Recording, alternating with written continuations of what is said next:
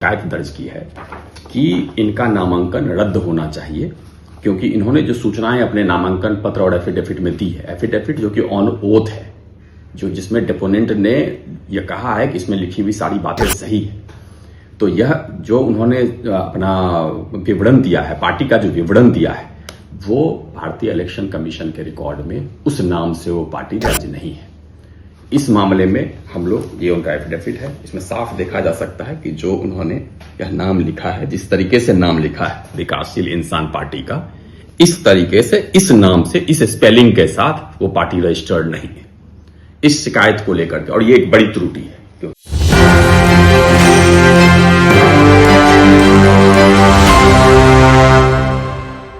दरभंगा विधानसभा क्षेत्र से एक उम्मीदवार हैं श्री उमेश सहनी जी। उन्होंने कल अपना नामांकन दर्ज किया है विकासशील इंसान पार्टी के नाम पर, लेकिन जो उनका एफिडेविट है, जो भारतीय निर्वाचन आयोग ने अपने वेबसाइट पे अपलोड किया है, उसमें देखने पर पता चलता है कि उन्होंने जिस पार्टी का नाम लिखा हुआ है, वो पार्टी भारतीय निर्वाचन आयोग में रजिस्टर्ड नहीं है।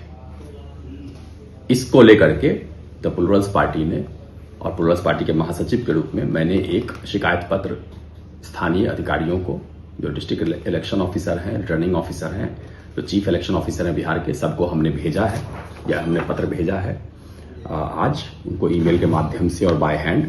और उसमें हम लोगों ने यह तर्क दिया है, यह हमने शिकायत दर्ज की है कि इनका नामांकन रद्द होना चाहिए, क्योंकि इन्होंने जो सूचनाएं अपने नामांकन पत्र और एफिडेविट में दी है, एफिडेविट जो कि ऑन ओथ है, जो जिसमें डेपोनेंट ने यह कहा है कि इसमें लिखी हुई सारी बातें सही है, तो यह जो उन्होंने अपना विवरण दिया है, पार्टी का जो विवरण दिया है, वो भारतीय इलेक्शन कमीशन के रिकॉर्ड में उस नाम से वो पार्टी दर्ज नहीं है।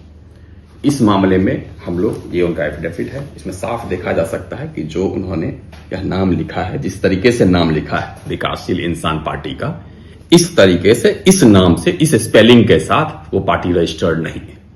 इस शिकायत को लेकर के, और ये एक बड़ी त्रुटि है, क्योंकि ये उनके एफिडेविट में भी है, उनके नामांकन पत्र में भी है। इस शिकायत को लेकर के हम लोग आरओ से मिले और इन पर्सन हमने अपना तर्क दिया। अब वो हमारी बात को मानने के लिए तैयार नहीं हुए। वो यह कह रहे हैं कि भाई अगर कैंडिडेट के वकील ने हो सकता है टाइपिंग मिस्टेक कर दिया। यह हमारा यह तर्क है कि यह बेनिफिट ऑफ डाउट उम्मीदवार को नहीं मिलना चाहिए। उनके वकील ने क्या किया, नहीं किया, उससे क्या लेना देना है। बात यह है कि यहां डॉक्यूमेंट में जिस पार्टी का नाम लिखा हुआ है, उस नाम से पार्टी रजिस्टर्ड नहीं है।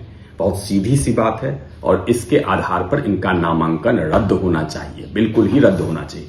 अगर आरओ जो है वो सहानुभूति रखते हैं कैंडिडेट से, तो ऐसी ही सहानुभूति बाकी सभी उम्मीदवारों के साथ रखनी चाहिए जिनके नामांकन रद्द हो रहा है। तो अगर उनके साथ सहानुभूति भी रखते हैं और यह हवाला दे रहे हैं कि फॉर्म ए और बी में उमेश सहनी जी के नाम से ही फॉर्म ए और बी दिया गया है, अगेन वहां भी गलती है। वहां गलती यह है कि भाई वो तो जिस नाम से उस पार्टी ने दस्तखत किया है, वो नाम तो इन्होंने भरा ही नहीं है उस पार्टी का नाम। और अगर इतनी ही सहानुभूति है उमेश सहनी जी से, तो उनको चुनाव लड़ने दिया जाए, वो इंडिपेंडेंट लड़ेंगे, क्योंकि पार्टी का नाम तो उन्होंने सही लिखा ही नहीं है। उस पार्टी से तो वो चुनाव लड़ ही नहीं सकते हैं, तो उनको निर्दलीय घोषित किया जाना चाहिए, जैसे कि घोषित किया जाता है बहुत सारे उम्मीदवारों को। तो हम यही तर्क दे रहे हैं, और हमारी यह मांग है कि अविलंब उमेश सहनी जी का नामांकन तत्काल प्रभाव से रद्द होना चाहिए।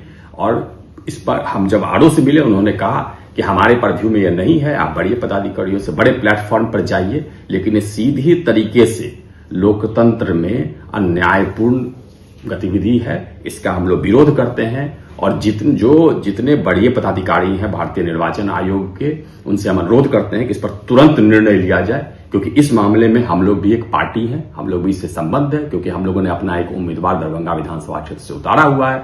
और अगर इनका नामांकन रद्द नहीं किया जाता है उनके दोषपूर्ण दस्तावेजों के कारण, तो यह निश्चित रूप से हमारे हित को भी प्रभावित करता है। हमारी यही मांग है कि उनका नामांकन रद्द किया जाए।